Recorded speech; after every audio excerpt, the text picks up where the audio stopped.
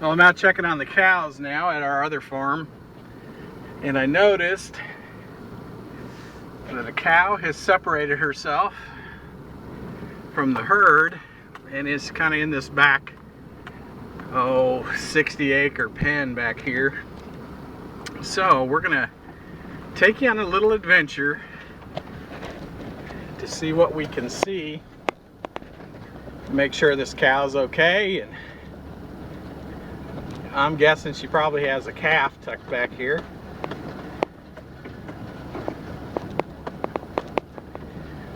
We just now started calving. This is actually a little bit early. It's mid-February, and but we've had great weather. I don't know if you can see her out there. She's an old horn cow. See if I can zoom in on her. There she is. And I'm going to try to drive up a bit, and then I'll walk up and see if she doesn't have a calf there.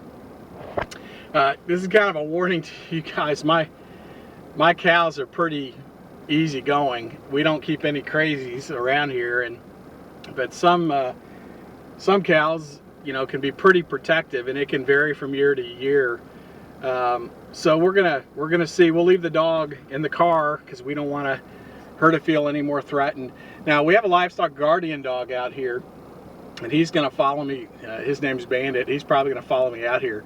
But they're kind of used to him laying around out here. He will actually lay off at probably about 30 yards from these cows as they calf, and protect them from the coyotes. And then he'll even move in when the calf gets strength enough to walk off. He'll go in and clean up the afterbirth, just so the coyotes don't have anything to pick up a scent on. But you can see, I'll spin around here. There's Bandit. He's already followed me out. So let's go see what we can find. This is pretty typical. This stockpiled fescue is probably about, I don't know, 2 feet tall in some places. Perfect place for her to stash a calf. Now think about it, you can see her alerting to the Livestock Guardian Dog. I think she's most likely cleaning something up, but she may just be eating. We'll go check.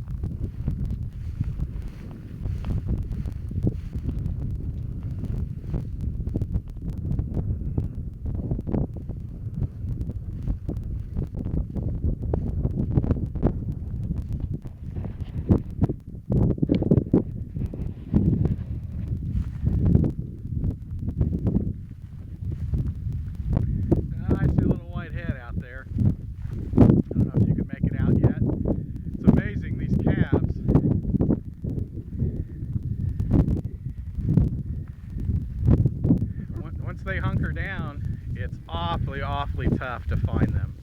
You could practically step on them sometimes.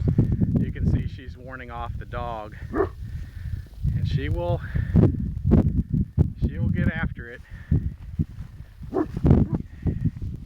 Bandit, it's enough.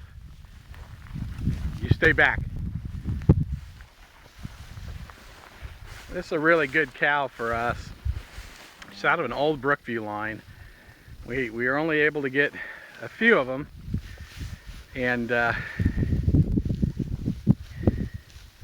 you can see her tail's still pretty dirty. She's actually eating the afterbirth herself, but we'll show you how she looks. You see the little calf, and you can see the navel cord. That's good. We like the navel cord to be kind of long like that, to break, you know, not up towards the body, but up, and you can see her again. There's the sack that she's eating. She's not too thrilled about the dog being that close in. Whoa. And I just want to make sure she didn't get me because she's trying to get the dog. Bandit, get back. Go on, get back now. And I'll see if she'll let me move in close enough. Bandit.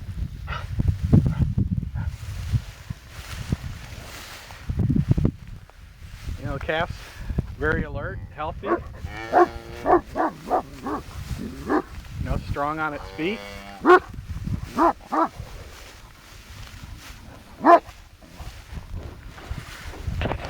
see if we can tell.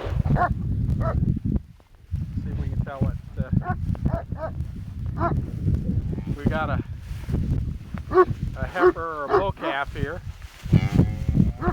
Well, it looks like a bull calf, just from what I can see. There she goes. You can see her.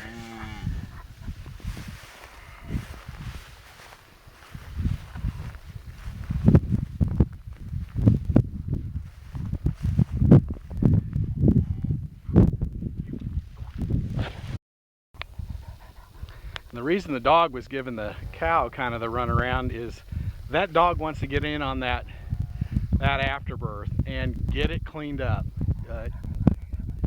He does not want the coyotes to get that scent and come over here to see what damage they can do. So but there's she's got them all cleaned off already, obviously. There's nothing more beautiful to me, at least, than a Hereford cow and calf with their white faces. But move